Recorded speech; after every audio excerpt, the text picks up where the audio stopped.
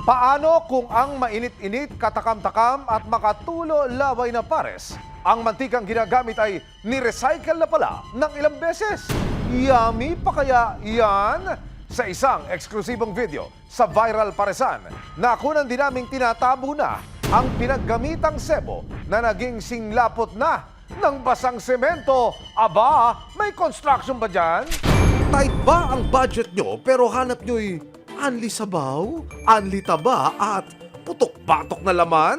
Samahan pa ng Anli Rice. Don't worry, dahil sa halagang 100 pesos, tiyak na bubusugin kayo ng mga nagsulputang paresan. Pero, paano kung ang comfort food na bubusog sana sa inyo?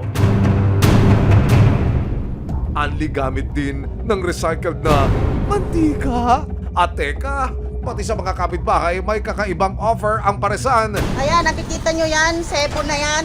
Ayan, sebo. Hindi na makadaan ng maayos yung mga motor. Lagi na lang nadudulas na. Ayan, kita nyo yan, mga sebo na yan. Yan po yung gawa ng mga nagano dito ng mga pagkain. Shout out! Susunod, ang mga nakakashoot na makikita ng mga inspektor. Nakatiwangwang na karne at sebo overload. Pasok po kasi kayo agad, pero wala naman po sa aming abiso. Abangan babaya. Lalaking mahigit 3 taon nang pinaghahanap ng mga otoridad dahil sa panggagasa di umano sa isang minor de edad na may sakit sa pag-iisip na tuntun sa isang birthday party. Diretso lang, okay.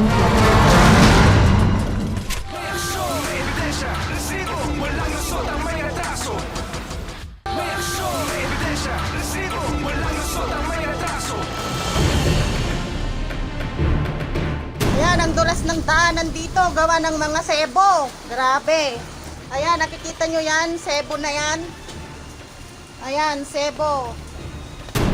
Mga residente ng isang barangay sa Quezon City inirereklamo ang isang lutuan ng pares na sanhi di umano ng umaapaw na sebo sa kanilang mga kanal.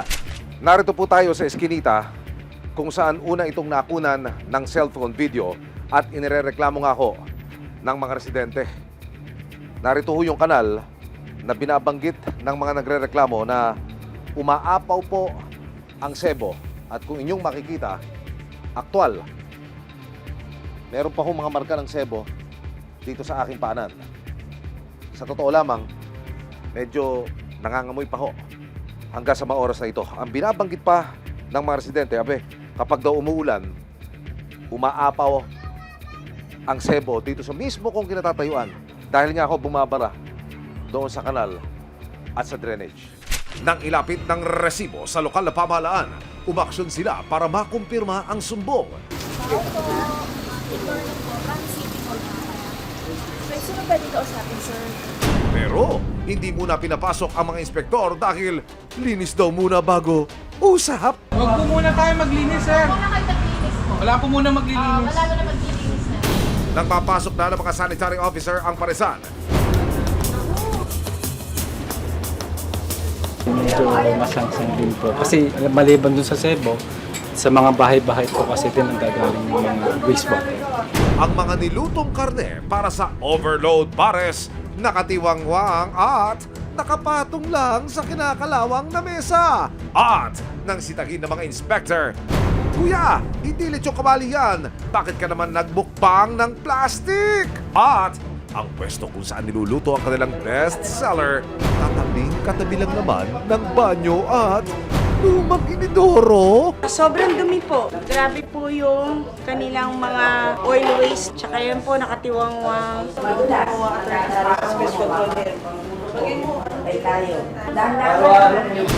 Sa gitna ng inspeksyon, makikita ang isang tauhan na may sinasalok sa gutter ng kusina. Pitchel-pitchel pala ng sebo ang isinasali niya sa drum na halos mapuno na. Mabaho yung drainage po. Sobrang ano po yan, unhealthy. Ang liquid waste po, dadaloy po yan sa ating septic tanks. Papunta po sa ground po. Sebo overload nga talaga. Hindi, ano po yan? Dito lang po yan, di po lumalabas yan. Hindi po Kuya. lumalabas yan. Ang water po, abang po ganyan, naghahanap po yan kung saan po dadaloy. Ay, hindi po. May septic tank po kami. Ayun Asan po po? yung septic tank po. Ang grease trap po nyo. Hanggang din po. Grease trap? Ano yun? Oh, yun. Hindi nyo nga po alam, di ba po? Yung mga mantika, sebo. Hindi po. Bale, Ano po yun? ang grease trap po, yung para hindi masama sa drainage yung mantika, si grease trap po ang mismong nagsiseparate. po namin. Sa patuloy na pag-inspeksyon ng mga sanitary officers sa loob ng inireklamong paresan, halos kumulo na sa galit ang ilang residente sa nararanasan nilang perwisyo sa kanilang lugar. Malinis na po yan. Punong-puno po yan pagka hindi sila naglinis. Puro sebo po yan. Lalo yan, pag umulan, umapaw. Magpabaksak sa... Kasi ang butas yung ano lang naman, yung maliit. Maya-maya pa, dumating na ang nagpakilalang may-ari ng paresan. Sir, meron kaming MO. Ito yung vision order namin. So sir, or ayun, may complaint po yun. Giit niya, Hindi kasi ang complaint noon, simula nung nagpagawa ako ng septic tank, matagal na kasi yan. Gawa ko inoperate yung septic tank. Kung lang makikita nyo nang wala akong lumalabas na waste dyan. Kaso lang, pumasok kami kanina sa red sa loob. Kasi time kasi nang paglilinis, sir. natuklasan ding walang kaukulang permit ang kanyang paresan. Pwede makita yung business card? Ano pa lang yun, mama, barangay permit pa lang. So yung, ilan po yung empleyado? Mga ano yun, ma'am? 24? Ang mga food handler o empleyado ng kanilang paresan, wala rin daw health permit at walang suot na personal protective equipment o PPE habang nagluluto. Yung health, ma'am, nilalako na rin namin. So wala pa. Nang matapos ang inspeksyon, tila unleavened violations ang nakita at nailista pa ng mga sanitary officer. Kabilang na ang kawalan ng maayos na waste segregation, kawalan ng hand washing facility para masiguro ang kalinisan ng bawat food handler. Sa ilalim ng Sanitation Code of the Philippines, pwedeng maipasara ang anumang food establishment kung wala itong kaukulang permit mula sa Local Government Unit o LGU. Ayon din sa batas, responsibilidad ng lokal na pamahalaan na bantayan at inspeksyonin ng mga food establishment para matiyak ang kaligtasan at kalinisan ng mga ibinebenta nila sa publiko. Dahil sa mga nakitang paglabag ng paresan, Wala po tayong magagawa, kailangan natin itigil eh. Kasi ang pinag-uusapan po natin yung pagkain, kalusugan ng mga tao, baka makasama pa sa kanila. may isang buwan na po ang nakalilipas mula ng bisitahin at inspeksyonin nito ng Quezon City LGU kasama ang team ng Resibo. Muli po natin itong binalikan ngayon. At ang nakikita ko ho, sarado na yung mismong commissary. Meron ng tarpaulin na ang wikay for renovation. Ang binabanggit, yun hong mismong commissary ay lumipat na sa bagong lokasyon nito. At ang binabanggit pa ayon sa impormasyon na ating natanggap, nagtatayo na rin sila ng isang industrial type na kitchen na siyang akma sa negosyong meron sila. Eto na po ngayon, sir, ipapakita ko na po sa inyo. Ito, sir, yung tinatawag na stock room storage po. Yan. Para po sa mga frozen po, nandito na po sila lahat ilalagay. Preparing table po. Dito po lahat ipe-prepared ang lahat ng lulutuin. Kahit sino man yung pumasok po dito kung sakali at makita nila na maayos na, malinis na, binago na. Natuto po kami na tama naman po talaga po na dapat iayos. Next week, makikita nyo na po yung buong buo.